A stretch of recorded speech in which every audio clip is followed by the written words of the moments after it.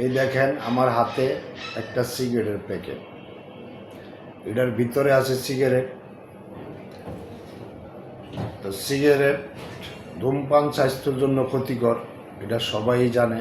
এরপরে সিগারেটের গায়ে লেখা আছে, সিগারেটের প্যাকেটের গায়ে লেখা আছে বিষ পান। ধূমপান স্বাস্থ্যের জন্য ক্ষতিকর, এটা কিন্তু বিষ পান।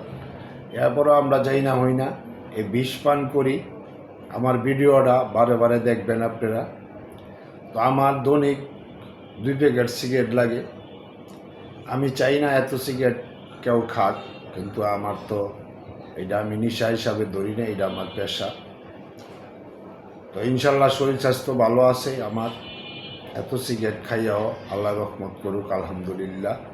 আপনারা এত সিগারেট খাইবেন না। আর সরকার একটা পদক্ষেপ নিছে, মাদক বিরোধী অভিযান।